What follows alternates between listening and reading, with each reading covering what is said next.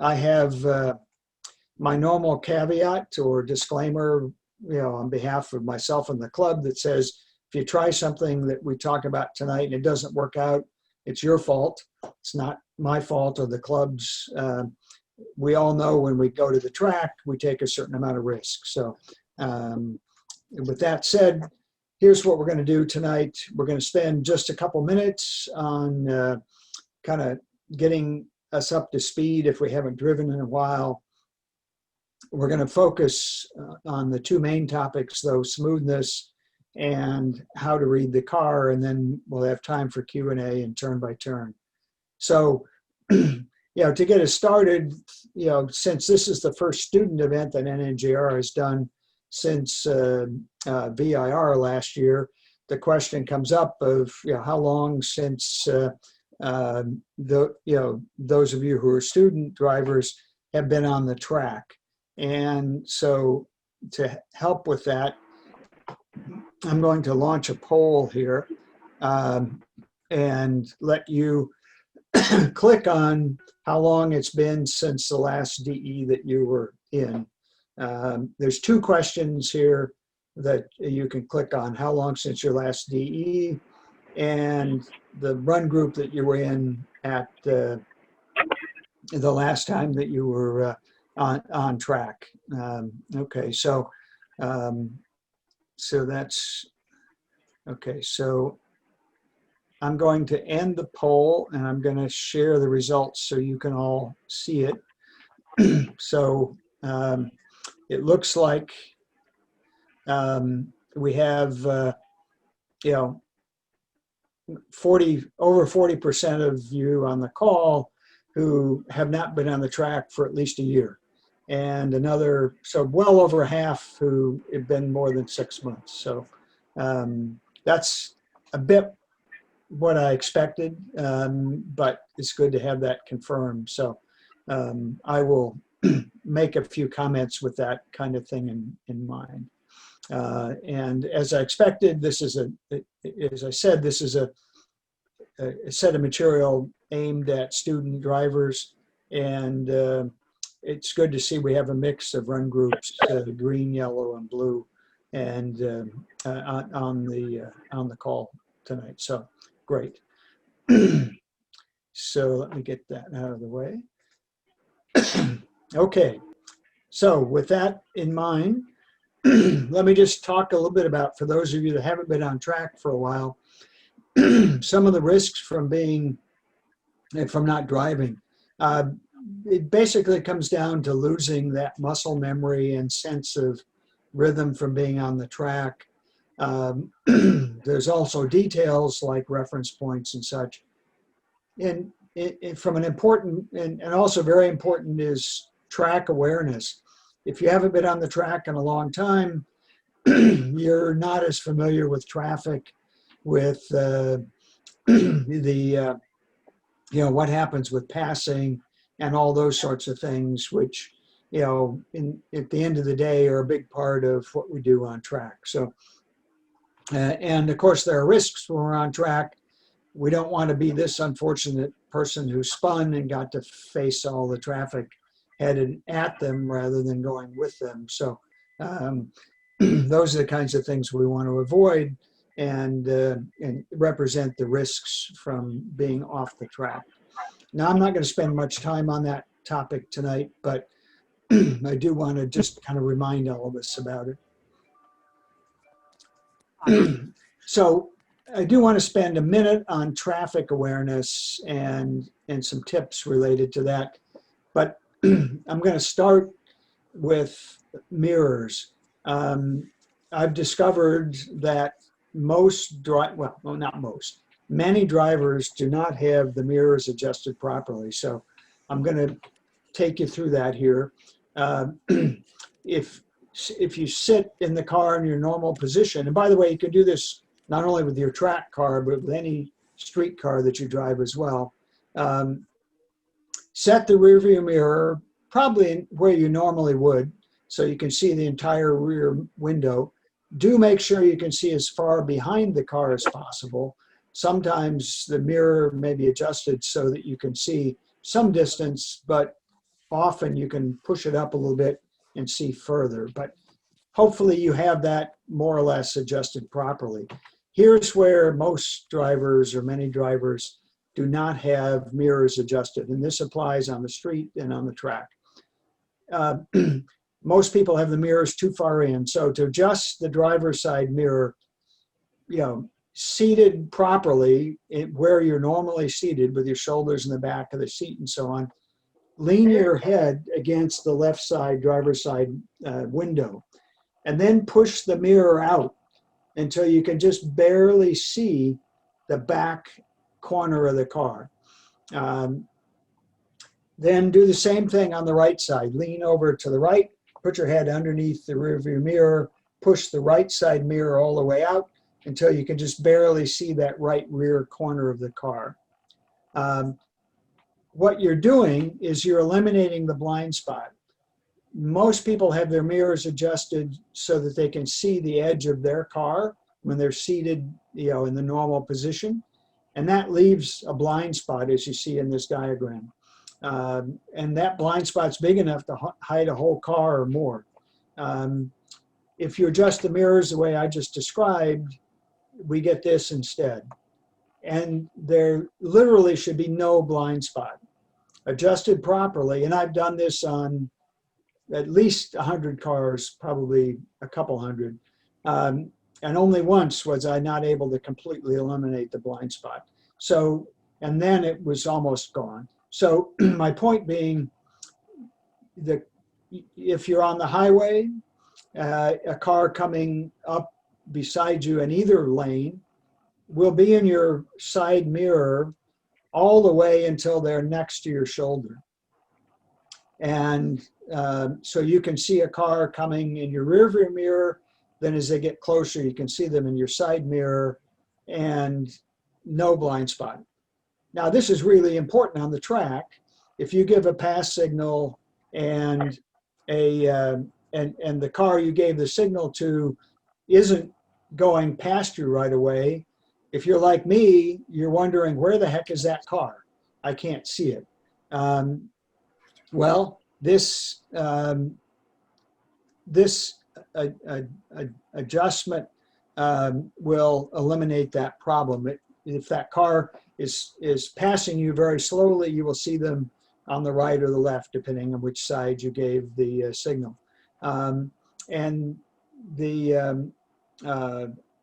the safety margin is great because we all know some cars will come up and expect a pass signal, but not sit straight behind you where you can see them, but instead will be effectively in what would be your blind spot. This way, you don't have the blind spot, they're there, and you can decide what to do. So I can't emphasize this enough. This is one of those things that, once you get used to it, you'll say to yourself, how come I didn't know this before? How come everybody doesn't have their mirrors adjusted this way? And so on. So now, speaking of mirrors, they're a big part of being aware of what's going on the track, because it's never a good idea to be surprised by a car in the mirror. And if you're driving properly, you won't be surprised by a car in the mirror. To make that happen, A, you have to have the mirrors adjusted properly, and B, you have to be scanning the mirrors. And in particular, at perhaps a time you may not have thought of. So, of course, you want to look in the mirror exiting a corner, going onto a passing zone, because at that point, you're able to give a pass. If there's a car right behind, you want to give the pass signal. But there's an even more important time to look in the mirror, and that's when you are ending a straightaway. So let's talk about lightning. We're about to get to the braking zone, or we're in the braking zone at lightning. That's a great time to look in the rearview mirror, because yes, if somebody's close behind, you'll know that. But if somebody's further back, maybe they're, they just came over the hill onto the front, that part of the front straight. Well, you're not going to need to give them a pass signal, right away between 1 and 2, for example. But perhaps if they're closing relatively fast, you'll have to give them a pass signal, after 5 or 6. And if you get in the habit of doing this, you'll begin to judge closing speeds and know whether a car is closer or further away. Versus if you just look at the cars that are on your bumper, you'll never be able to judge those closing speeds. And that's one of the skills that distinguishes a more advanced driver from a novice, is that ability to use the mirrors, look at them at the right time, and judge how fast cars are closing. So a big part of being safe on the track, as well as, if you're aware of cars coming, you can plan your passes, and that's better for everybody that's on track. Okay, enough on that, unless somebody has questions. And we're going to dive into tonight's main topic, or first main topic, which is smoothness.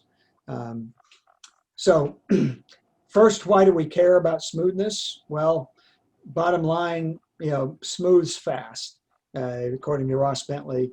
And it really it's faster because the car is more balanced, and a car that has more balance has more traction. And I'm not going to go through all the physics on that, but there are physics that explain if you have more weight balanced on your 4 tires as opposed to fewer, the car is going to be happier. So what is smoothness? Let's peel that back a little bit. Again, we want to keep the car balanced, which means no more weight transfer than absolutely needed. Said another way, just enough input. No more input than is absolutely needed. There's this great quote, race car drivers are minimalists. They put the least amount of input in. Now that's kind of the opposite of what, if you've never driven on track before, if you're new, you might think about, but that really is what we want. We want to minimize how much we perturb the car.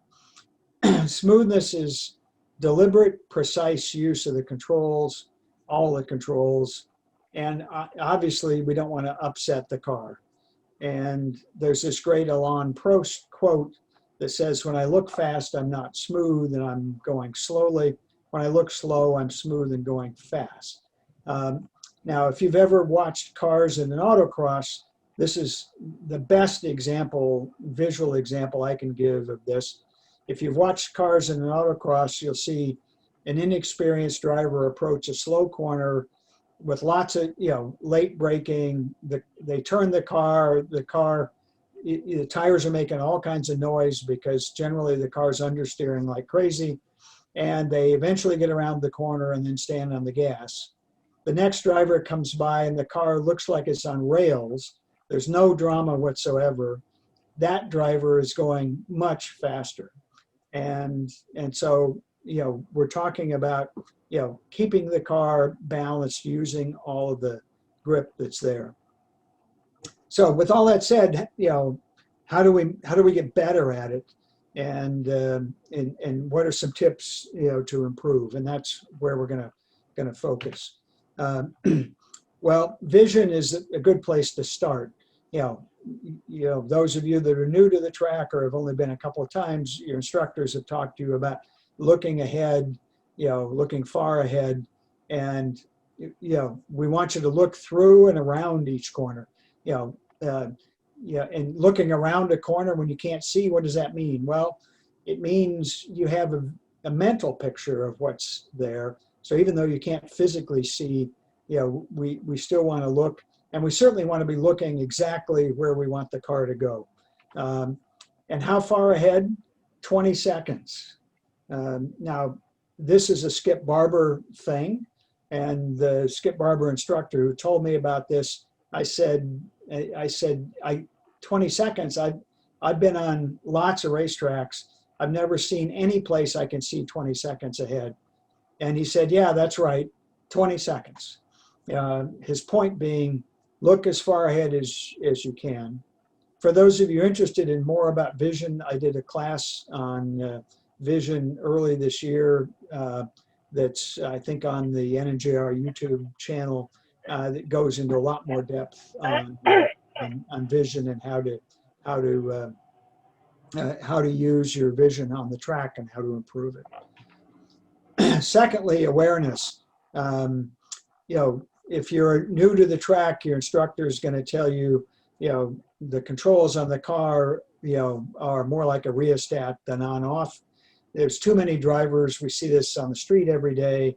And I've even seen new drivers come to the track where they treat the gas pedal like it's an on-off switch. I'm either on it or I'm off it. Or the brakes, same thing. I'm on them or I'm off it. Wrong. Another way to think about the same thing, which applies when you're accelerating, you know, when you're accelerating out of a corner, you have to unwind the steering. You have to turn the steering, unwind it, you know, because, you know, otherwise the car doesn't work. So let's refine that some and talk about, you know, how to think about steering first. Steering wants to be progressive. We want to turn in smoothly and progressively. How slowly or how fast we turn in varies with the corner. In a slow corner, it's the figure of speech is slow corner, fast hands, fast corner, slow hands.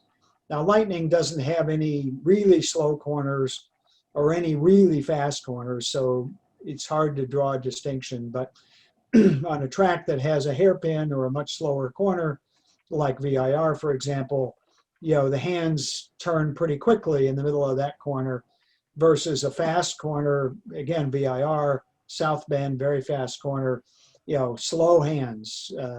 But consistent use of the steering without jerking it.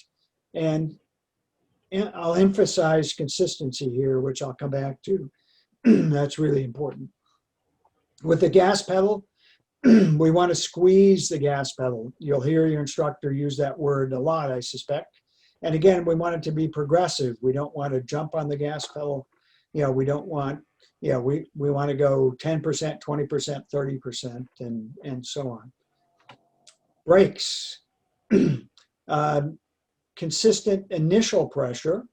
If we're braking for turn 1 at Lightning, we always want to brake at a 9 or an 8 or a 9.5, whatever you choose as your initial brake pressure. It needs to be consistent.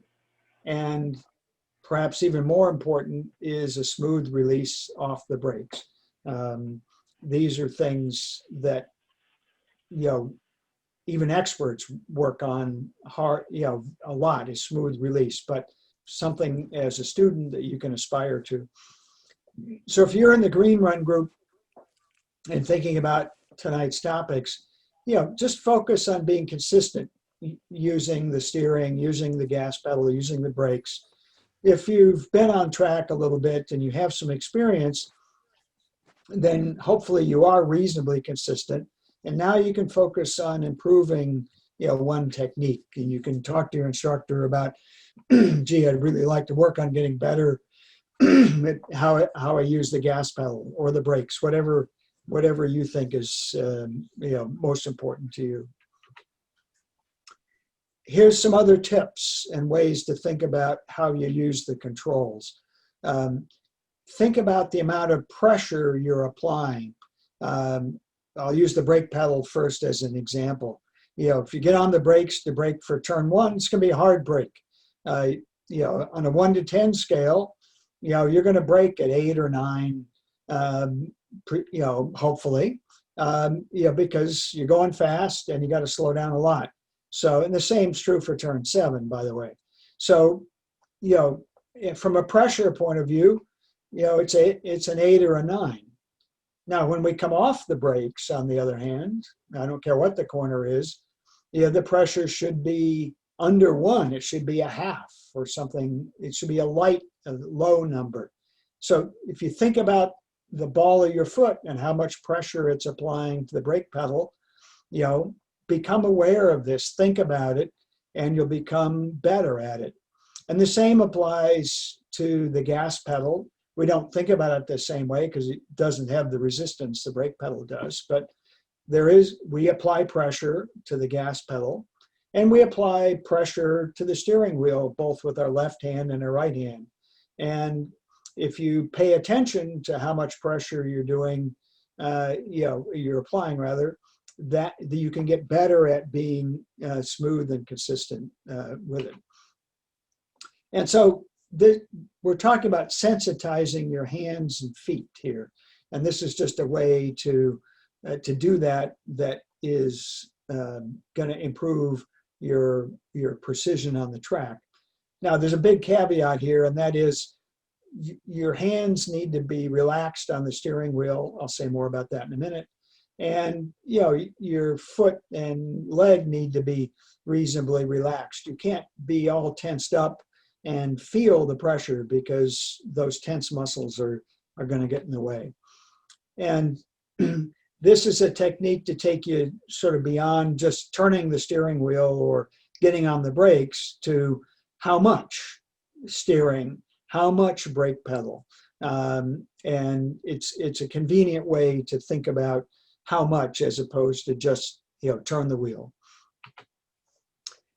So here's a way to kind of judge yourself, to again help you become aware of how you're doing now. Pick one aspect. Could be braking, could be using the gas pedal, steering, what it is, and just give yourself a rating from 1 to 10 and write it down in your track notebook. And do that periodically. And if it's something you really want to work on, it'll help focus how you're doing. And as you think about your steering, you can think about how slow or fast is your turn in, how progressive is it jerky or not, and the same applies to all the other uses of controls here. And then you can pick one aspect and refine it. And here's something many drivers don't think about. You can practice all of these things on the street. And it's really, I can't overemphasize this, all of us spend a lot more time driving on the street than we do on the track. And if you want to work on being smooth on the brake pedal, practice being smooth on the brakes on the track. Yes, you're not going to use the brakes as hard as you will at the end of the front straight of Lightning, but we all stop for stop signs and stoplights every day on the street. Well, we can practice doing that smoothly, and in particular, we can practice how smooth we bring the car to a stop, which reinforces our ability to get off the brakes smoothly. We can also practice our shifting and our steering so that it's nice and smooth. Ross Bentley, as most of you probably know, has written, I think it's 8 or 9 books about driving on track. He also recently wrote one called The Lost Art of High Performance Driving, which is more about driving on the street. And if you're looking for a source of advice on this, but point is, practice being smooth, practice the things we're talking about on the street, because you're going to reinforce those good habits and get to practice them in an everyday basis and get a lot better. That's how I learned to heel and toe. And by the way, not in my Porsche, in a car that had terrible pedals, but I practiced heel and toe and shifting in a car that had much worse controls than my Porsche. And guess what? Now I can heel and toe smoothly in the Porsche after practicing it a lot on the street. And an important caveat, never be in a hurry inside the car using any of the controls, unless it's an emergency, in which case we do need to be in a hurry to respond. But in normal driving on the track, we never want to rush or force any control. Not only does it upset the balance, harder in the car, it could easily result in an error. And the accuracy and precision is much more important than speed. And then this is kind of hard to believe if you're new to driving on track. But using the controls smoothly is consistent with eventually learning to use them quickly. But the caveat there is lots and lots of practice. And, you know, I've gotten pretty good at doing certain things in the car, but I've also ridden with pro drivers, and they can do things even faster than I can, even smoother than I can. And it's because they've, you know, if I drive a few times a year, you know, maybe I drive a dozen times a year, they drive dozens of times a month or sometimes a week. And so practice is a big deal, which is why that practicing on the street is particularly useful. Now, let me get this to move here. So I'm going to play a video here in a second, and not, it's a video I shot at Watkins Glen, and there's no magic here. I just want to illustrate or have you watch, you know, steering upshifts, downshifts. So bear with me a second while I find the video. Okay. All right, so first, this is the end of the back straight at Watkins Glen going into the bus stop. Downshift 5th to 4th, turn right, turn left, turn right again. Okay, that was in real time.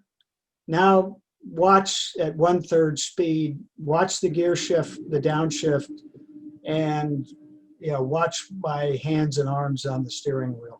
So, you know, we're in my car, 5th to 4th downshift. Here we go.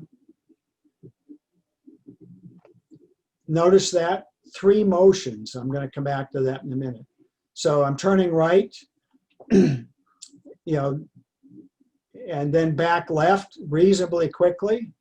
Again, we're watching this at 1/3 of real time. I want you to watch as I turn back right coming out of the bus stop here. Even at 1/3 of real time, that was pretty quick, right? I mean, my arms are moving fairly fast. So, and hopefully reasonably smoothly so I don't upset the car. So the point is, being smooth isn't necessarily, you know, different than doing it quickly, but it takes a lot of practice. And so now we'll do a simple upshift and downshift. So for those of you familiar with Watkins Glen, after turn 6, going down to the toe. Okay, so that was real time. So now here's the same thing, you know, slowed down.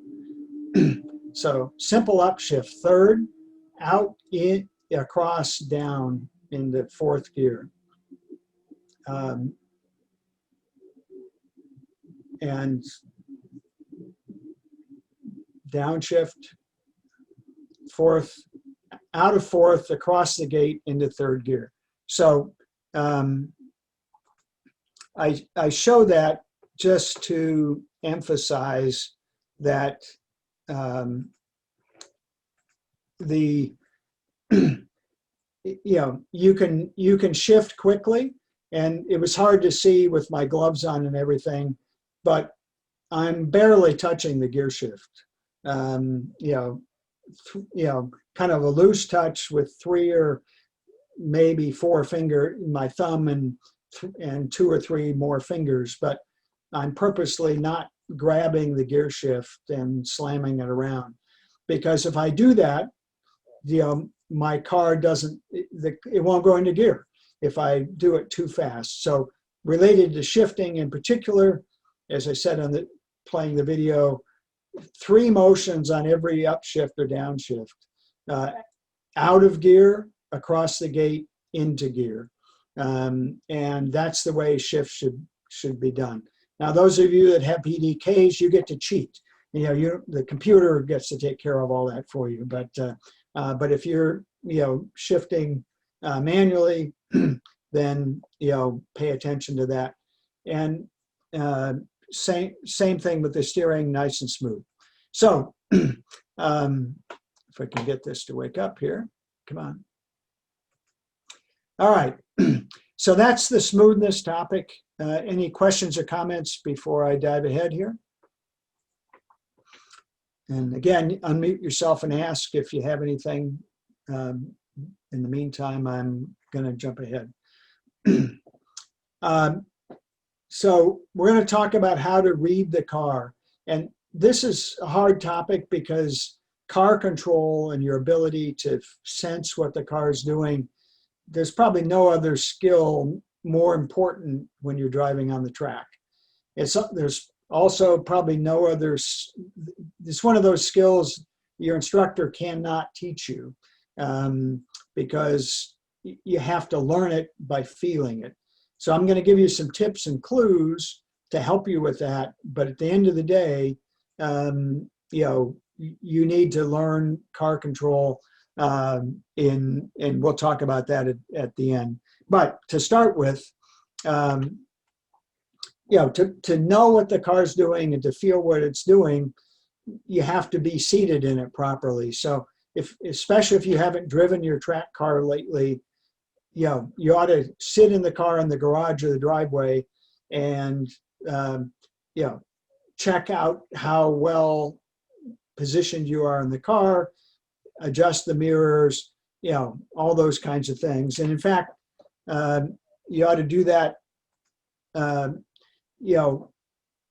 even more than you might think. So take 10 minutes or so, sit in your car with the helmet on and feel what the car feels like. Am I positioned exactly where I want to be? Can I see everything I want to see? Can I feel everything I want to feel? Are my hands comfortable? Are they relaxed? All that kind of stuff. If you're not sure about your seating position, your instructor will work with you with that at Lightning. But you certainly need to be aware of of what a proper seating position is. So this is step one, if you will. Here's some other steps you can take to improve yourself, to get yourself more receptive to what's going on with the car. One is equilibrium. We rely on our ears and our head, for our sense of balance and all of that. Well, here's some ways to improve that. You can stand on one foot with your eyes closed. Try that for 10 seconds, then try it for 20, then try it for 30. And then if you get good at that, then move your head around with your eyes closed. That's going to improve your sense of balance, your sense of equilibrium. And,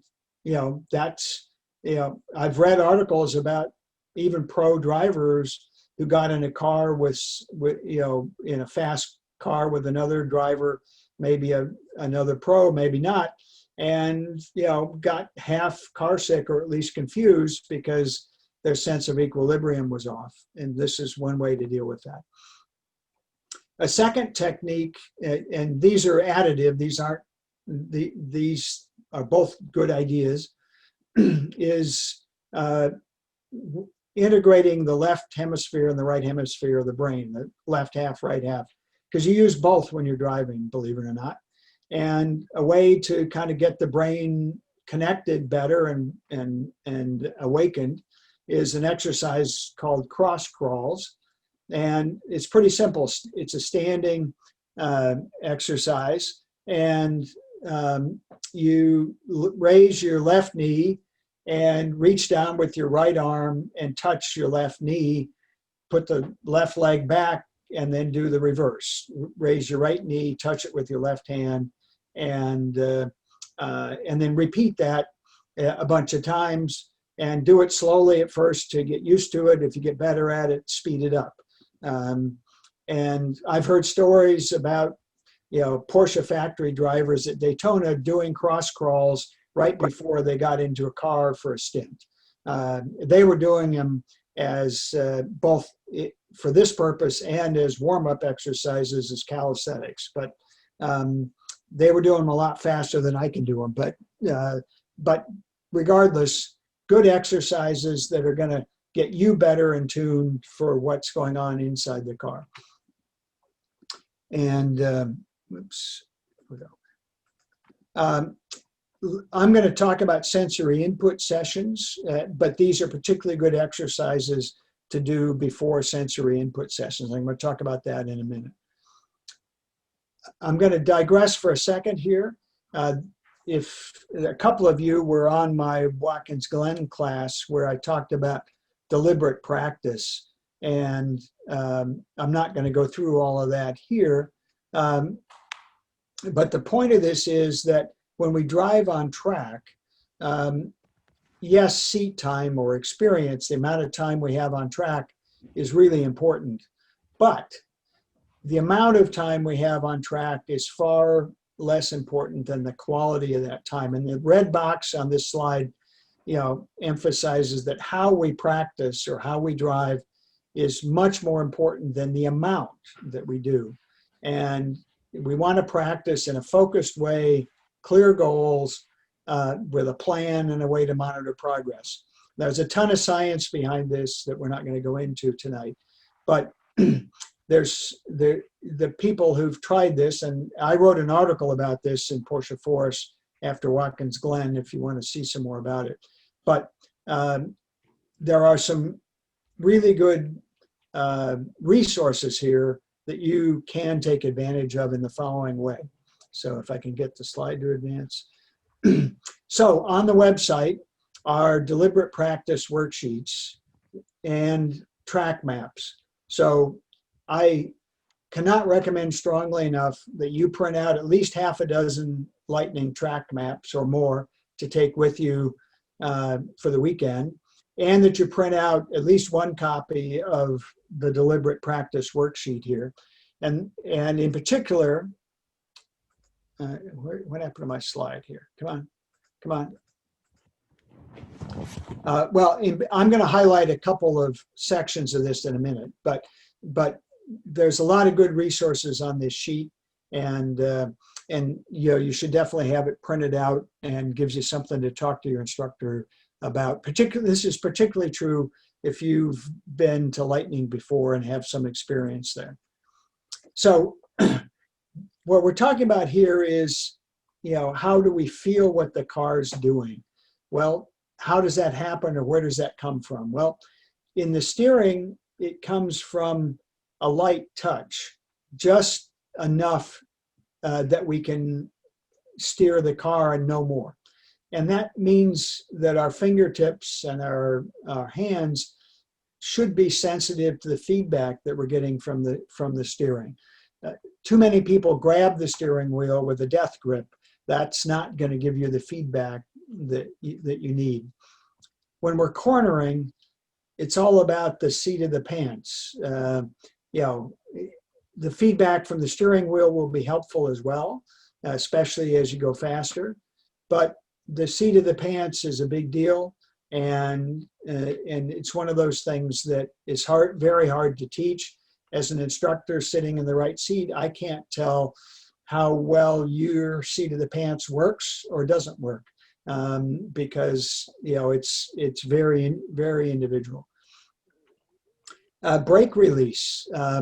As we come off the brakes, we need to be very sensitive to weight transfer and timing.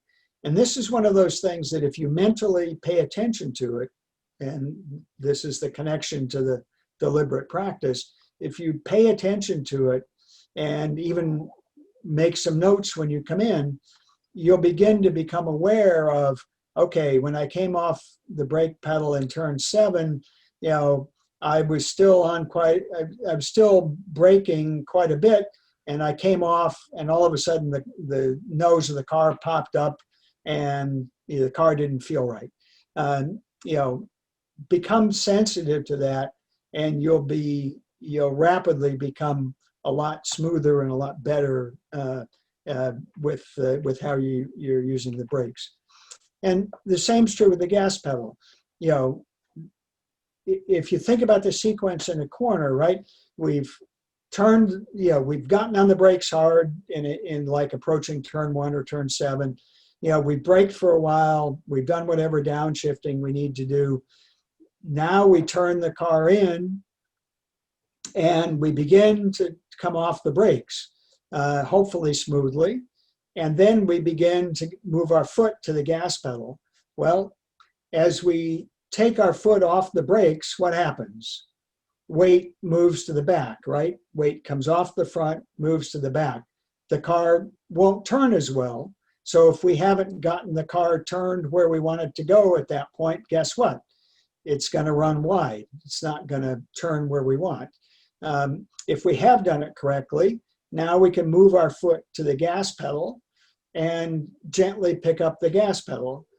But again, what happens the minute we wave our foot at the gas pedal? We move more weight to the back. And the more gas we apply, the more weight we move to the back, the less weight on the front. So again, if the car isn't pointed, exiting the corner where we want to go in such a fashion that we can unwind the steering, then again, the car isn't going to behave the way we want. Well, we can pay attention to that as we're on the track. And you can maybe pick a corner where you pay attention to that first and see, if you can deduce what happens when, maybe one time you're not as good as the next time at coming off the brakes. You can see what happens. Turn 7 is a good example of where you could do that, but there's others. So this is all about being aware and trying to feel what the car is doing, because unlike the little cartoon here, we can't just reach down on the track and really feel what the traction in the car is doing. Now back to these worksheets. Some of the items on these worksheets relate directly to car feel. There's an item on steering and gives you some, some examples. These are not exhaustive at all. Just some questions to ask yourself when you get off the track, or better, look at before you go out on the track. Say you want to focus on steering, look at these questions, ask yourself some questions, come back in and make whatever notes that you make based on what you've observed, and the same thing. And if you focus on this, you're going to get better at feeling what the car is doing. And the best way to do that is what Ross Bentley calls sensory input sessions. And he suggests you do it in this sequence, although we could do it in any sequence. Take a session, and it doesn't have to be a whole session, it could be half of one. Focus on what you're hearing from the engine, from the tires, from the brakes, from the wind noise. And every lap you go around, try to hear something new, try to hear, be more discriminating with what you're hearing. And after the session, do a debrief and write down in your notebook, or even better on the track map, as much as you remember. Write down by turn 1 what you remember the car sounded like. Same thing for turn 2, turn 3, and so on. Next, do the same thing, but focus on seat of the pants. Pay extra attention to those vibrations in the steering wheel, in the pedals, in your seat. What is the car doing when it corners? Is it pitching? It's obviously rolling in the corner. Is it rolling once and staying there, or is it bouncing? All those things, steering, the G-forces. And again, do a session like that, come in, write down what you observe, try to find something new every lap. And last, do the same thing with vision. Look for things you haven't seen before, and use your peripheral vision. These are ways that will improve your driving and your sense of what's going on with the car, all at the same time. And last but not least, in fact, arguably could be first here, is car control cannot be safely taught on the track or learned on the track. We're going too fast to experiment with spinning the car or driving at the limit. we don't want to do that on the track because the consequences are too great. There are safe environments to do that. Car Control Clinic, which COVID scratched this year, but autocross can do that, and autocross has not been scratched this year.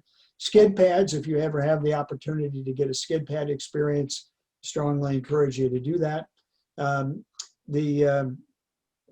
Because there we can get the car to the limit, feel what it's like to go over the limit, bring it back, and all of those kinds of things.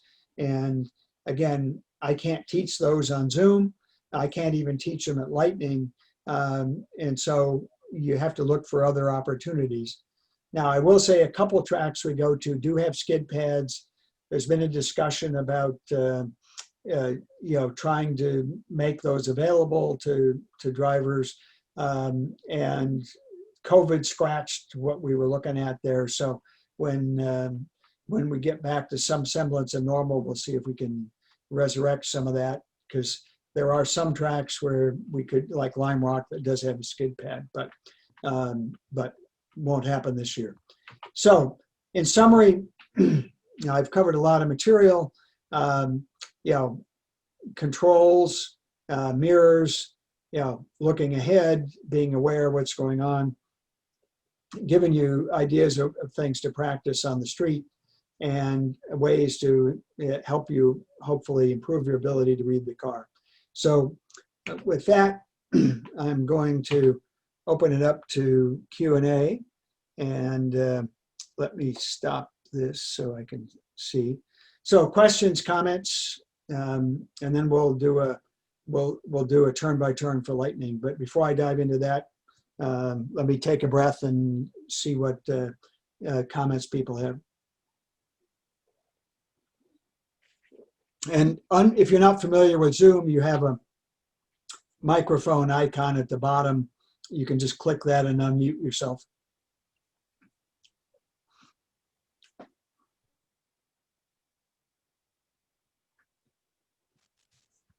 No question, Bill, but thank you. That was fantastic. Appreciate it. You're more than welcome, Todd. Thank you.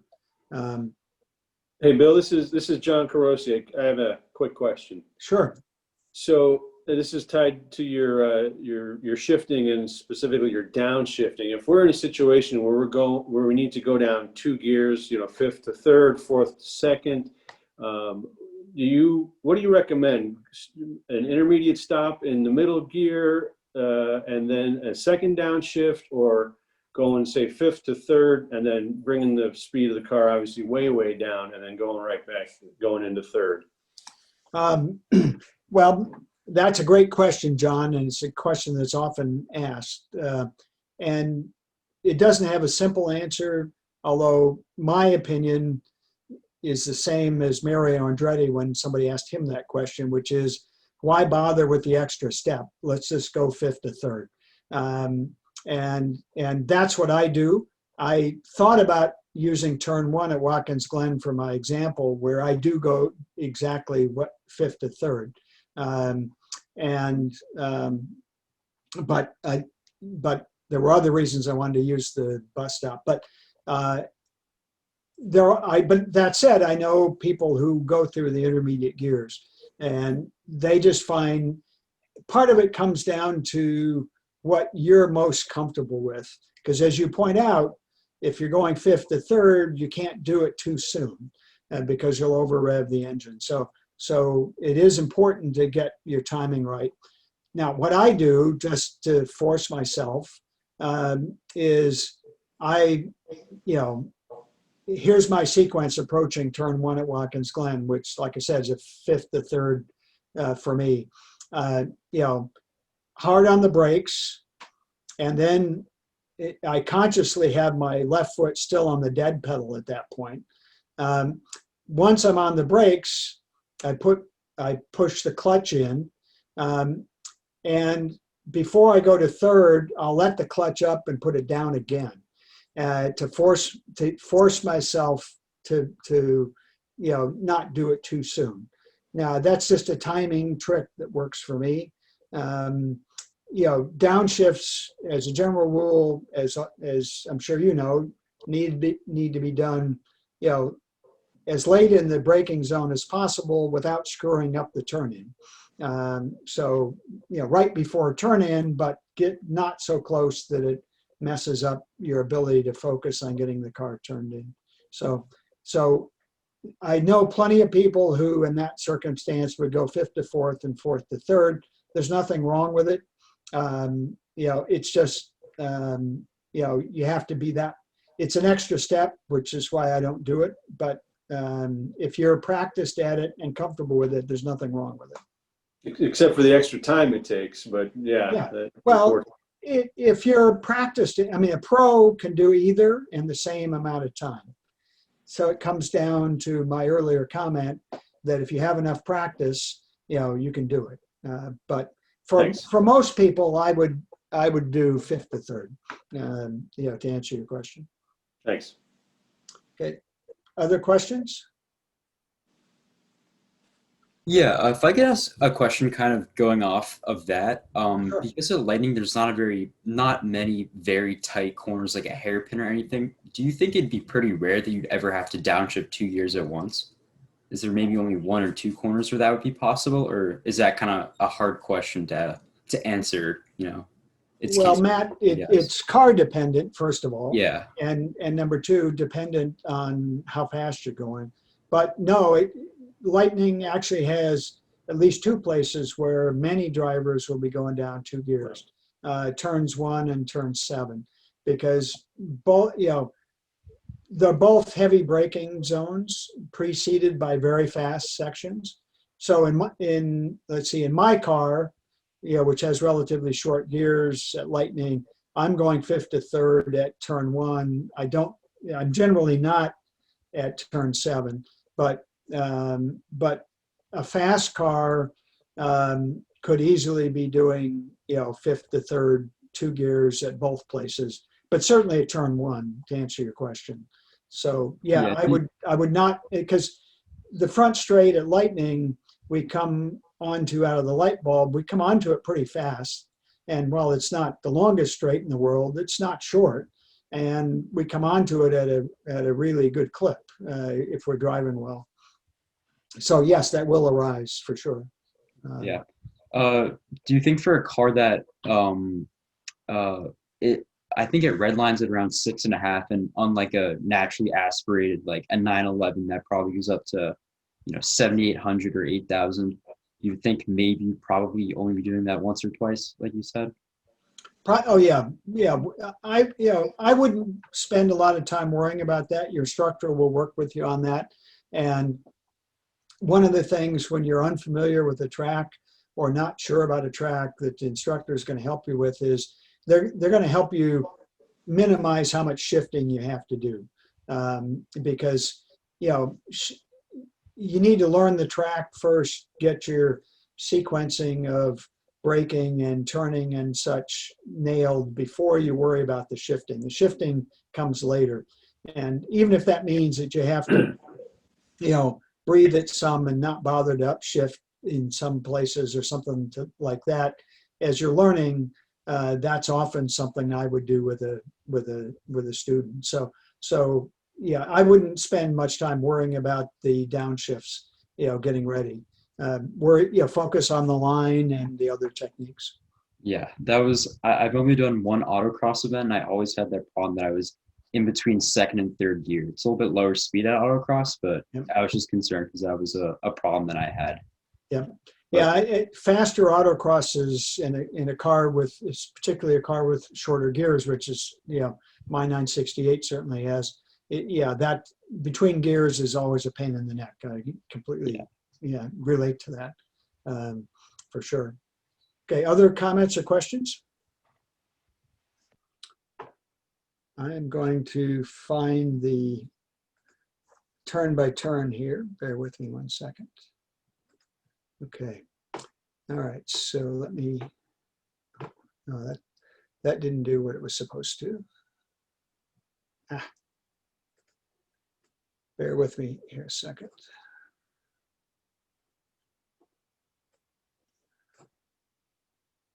All right.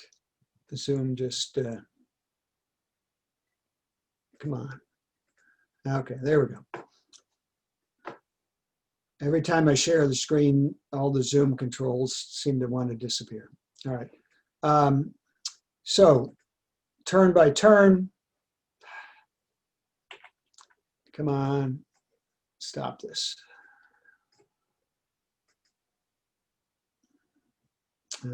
One more time.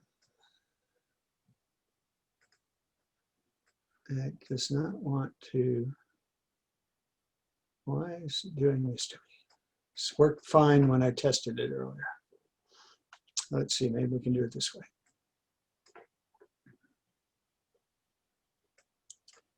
All right, come on. All right, why in the world?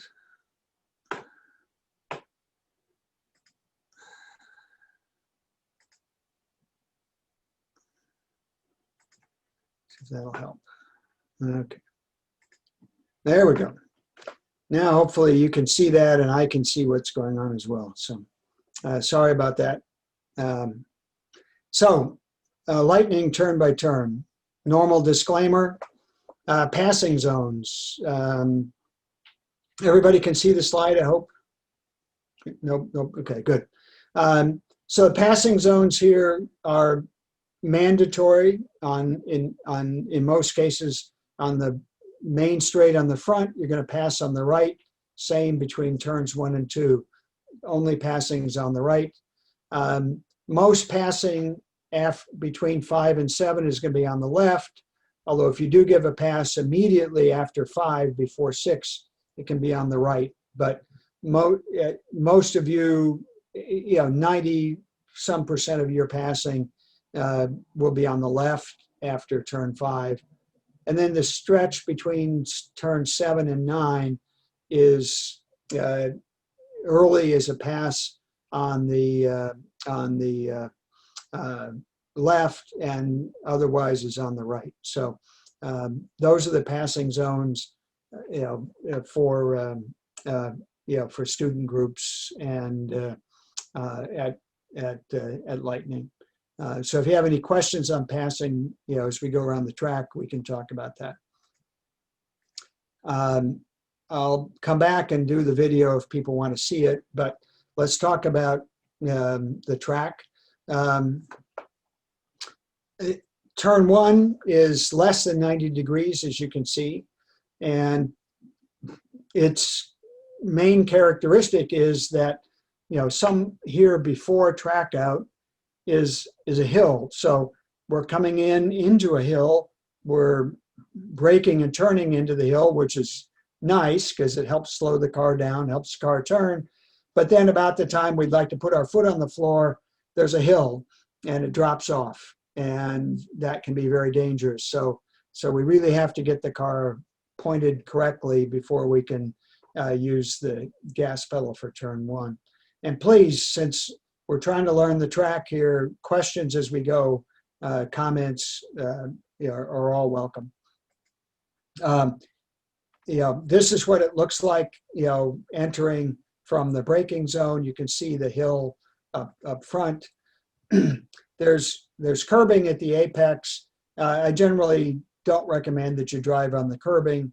Some advanced drivers will, but not all cars and not all drivers like that curb. So if you do brush it, that's fine, but don't purposely drive on it. And then here, as we start to straighten out the car a little bit, you can see that you can see the hill and how it disappears in front of us. And as I said, about the time I'd like to get on the gas, now that I'm over the hill, I can get on the gas. Notice all the dirt on the left here. Guess what? Lots of people have run off here. And that's okay, because there's acres and acres of grass on the left here. So if you do get into this corner too fast or early and you need to drive off, just drive it off. Drive in that dirt and no big deal. Unfortunately, a beginner rookie mistake here, which far too many people make, is to get in too fast or too early. And instead of driving it off, try to keep it on. And in that case, you will spin and hit the tire wall over here on the right. And you will hit it very hard because this is a relatively fast corner. So corner deserves a great deal of respect. It's a fun corner when you get it right, but it is challenging for how, especially if you have a lot of horsepower in terms of using the gas pedal. You cannot, commit to the gas until you're over the hill here. You can see it's followed by a, moderately long chute or straightaway leading to turn 2. Now, one of the signature features of Lightning, let me pause. Questions, comments on turn 1 before I move on? Hey, Bill. Hey, it's Bruce Grobman. Hey, Bruce. Hey, I just wanted to add what you just reiterate what you had just said. Turn 1 at Lightning is the textbook turn, the textbook corner that if you're going to get into trouble, that's the kind of corner you just drive off and you're right out of trouble.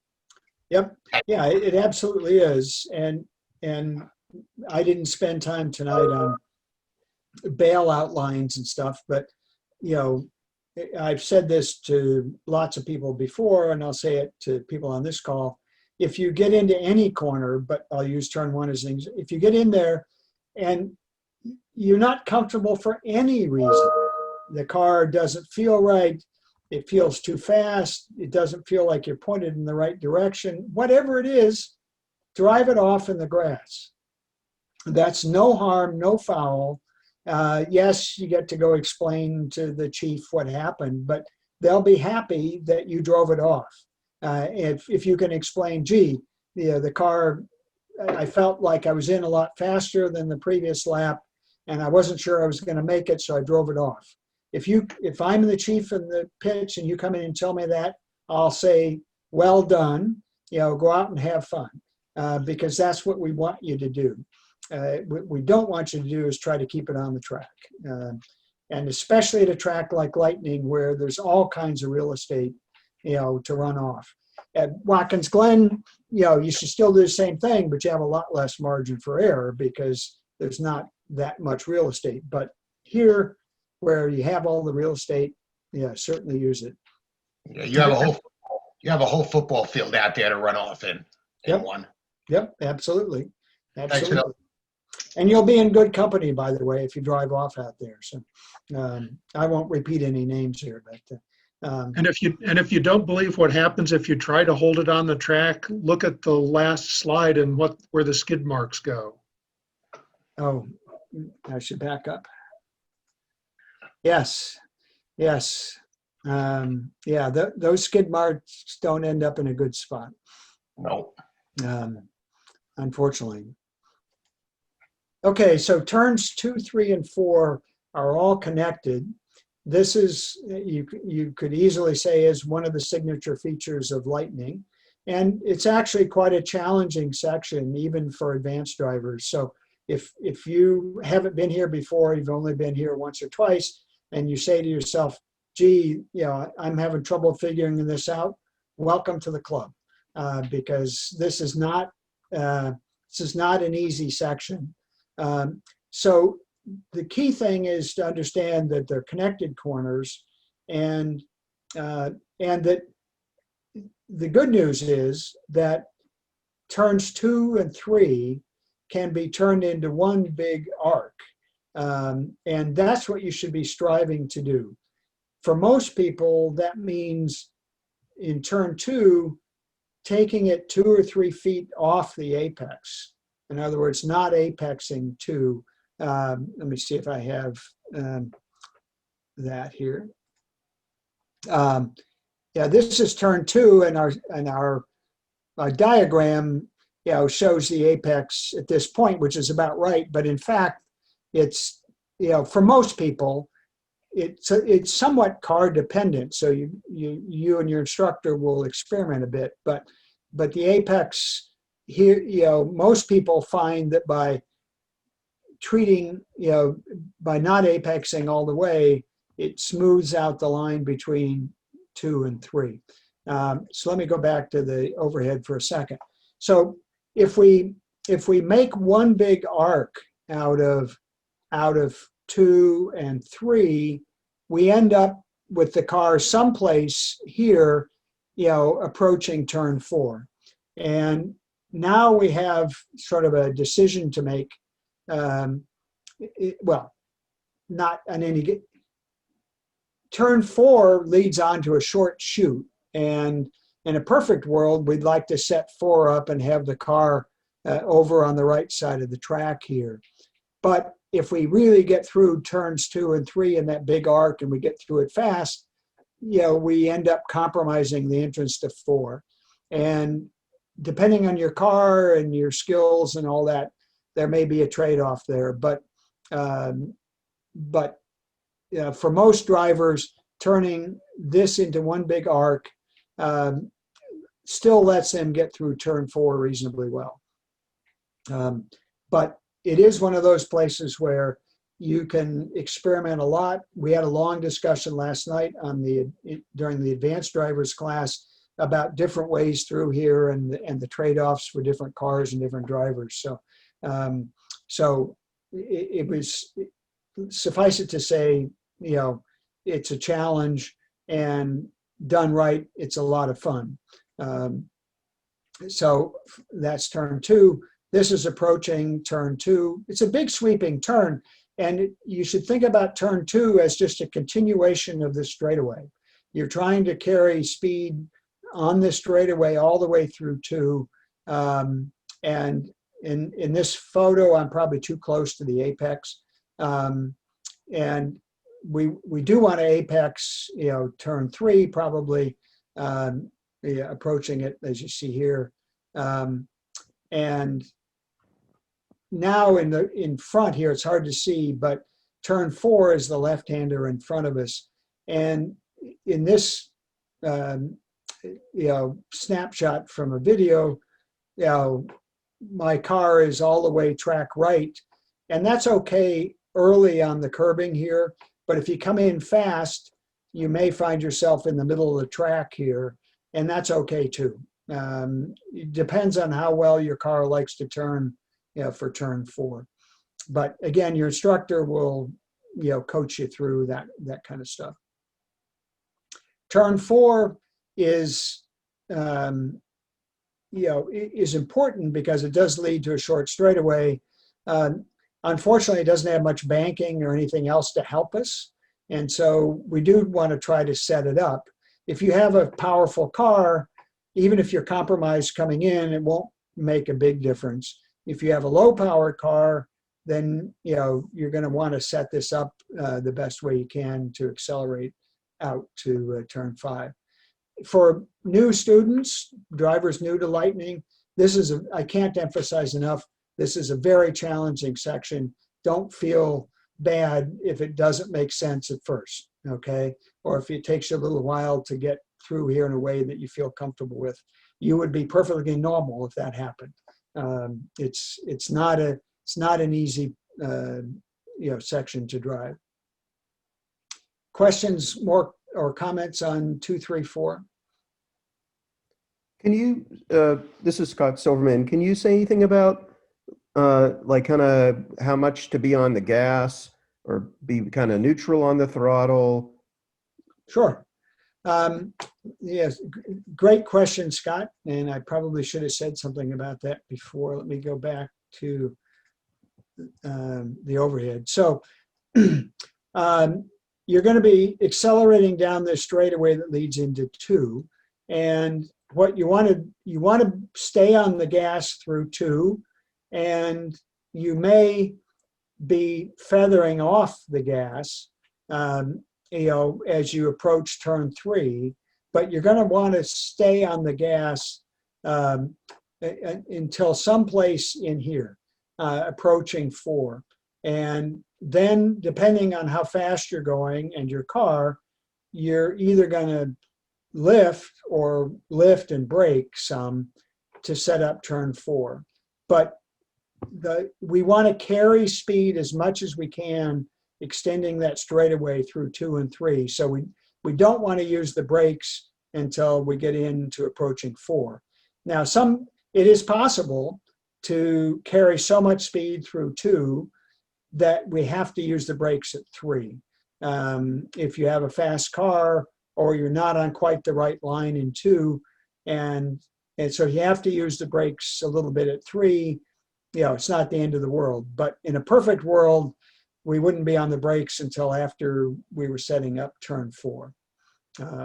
Now, when you're learning, you may not be going that fast, and so you may not need any brakes at all, or maybe just a tap in here to get around 4. There are some people who, even fast drivers, who barely use the brakes in here. They just lift and use that to help the car turn, but that's much more advanced technique. But great question, because it is very easy to think, gee, I need to be on the brakes, someplace to get ready for 3 or even sooner, because it will feel a little unnerving the first time you go booking through turn 2, because this is a fast corner. You can carry a fair amount of speed through turn 2, and if you're not used to that, you may find yourself caught out a bit. So, I mean, I had a problem right after 4 where I ran out of track when I was tracking out on the right. And I guess I either didn't lift or should have put the brakes on a little bit before 4. I think I maybe came in too hot. Yep. That's actually an easy mistake to make, because this section in here between 3 and 4 is very short. I mean, it looks bigger on the overhead here than it feels like in real life. And so, yes, if you're carrying speed in here, then as soon as you exit 3, you need to be using the brakes to set up 4, and not wait, because if you wait, then you'll do what then you'll run out of road, like happened to you. The good news is there's lots of space out there, but not the place you want to be. Okay. Oops. Okay. So, okay. So there's turn 4, and Scott, you're in good company. Look at all the dirt kicked up out of 4. So, there's 4. Okay, turn 5 is, all I can say is it's a bit of an odd turn, because there's a hill in the middle of it, and it certainly defines the character of this corner even more than the hill in turn 1, and even more than turn 1, we can't really commit to the gas until we're over the we're over the hill. And the other factor, which you don't see on this overhead picture, is that the road after we apex here, well, you can see it a little bit, but in real life, it's much more exaggerated. Notice how the road turns right, the track turns right, and if this were a straightaway, the road would go straight this way, right? But what happens here in the hill? The road continues to turn right.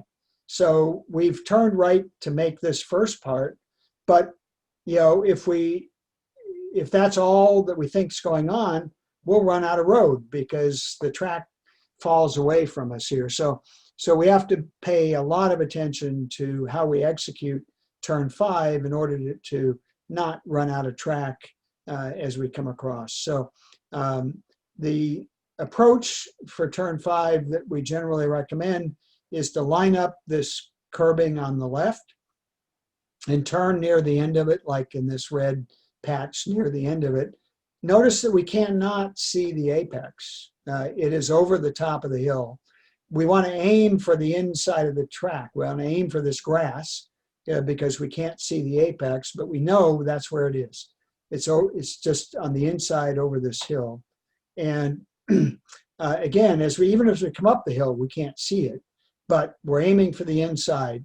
Now we're up on top of the hill, we can see it. And even now the apex cone is partway well across the top of the hill. It's not right as we crest the hill. But the key thing here, and I cannot emphasize this enough, make sure your right side tires are on this curb. This may be the only curb on the track I would tell you to drive on, but drive on this curb. Put the right side of the car on this curbing here, because that's going to give you the right approach and line as we go down the hill. Because as we go down the hill, the road is, we'd like the road to be going straight ahead here. Instead, it's going off to the right.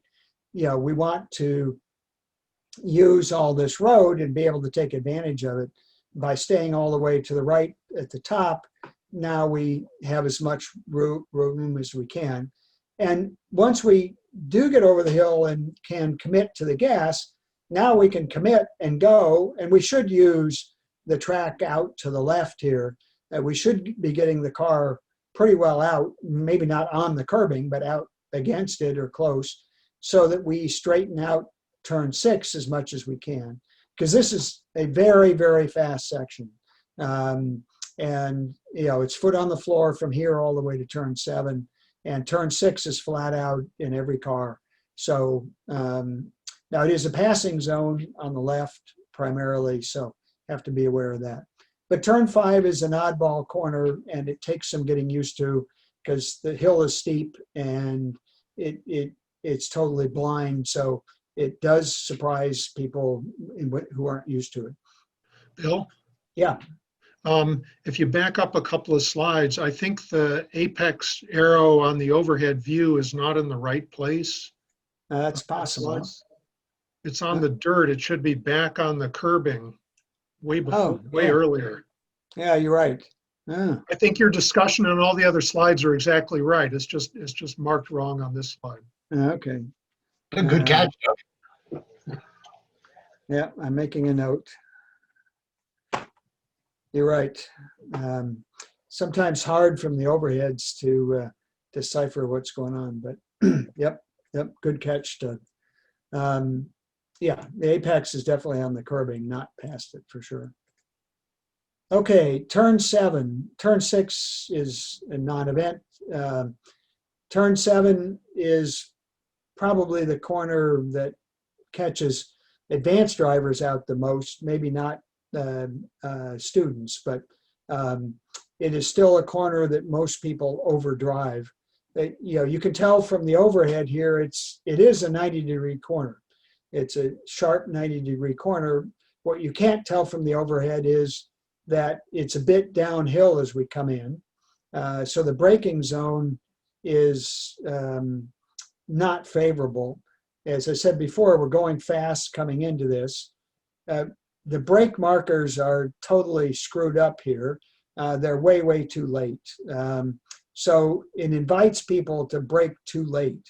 And we want to brake early to set this corner up because it's followed by a very fast section. So, so anyway, heavy braking zone and a relatively early apex. The discussion last night, several people commented that they feel like there's a little bit of favorable banking early in the corner here, which helps you set it up. But regardless, from a textbook standpoint, there's nothing terribly complicated here. But from an execution standpoint, it's a little harder to execute than one might think. You're braking, as you come under the bridge, you'll probably be on the brakes before the bridge. The brake markers don't start until after the bridge. And I don't know what car going very fast can wait till those brake markers. But in any case, braking zone along the right here, it is downhill. It is a bit bumpy. Doesn't have the world's best grip. So not a favorable braking zone in general. The turn-in point here, it's hard to see in the video, in the photo here on the slide, but is at the end of the curbing on the right. A common mistake people make is to turn before the end of that bank, turn early, or to to kind of cheat in a foot or two before they actually turn in. So, but stay right, and then turn in. The apex is pretty early on the curbing. So kind of the second red stripe on the inside curbing here is the turn in. So it's a lot earlier than you might think. And again, there does appear to be a little bit of favorable banking that we want to get in. And if we do it right, we track out and foot on the floor up the hill here, coming out. Not a hard corner from a technical point of view, but one that has some challenging characteristics rather. Questions, comments on 7? We had a lot of comments last night about it, people having had trouble here.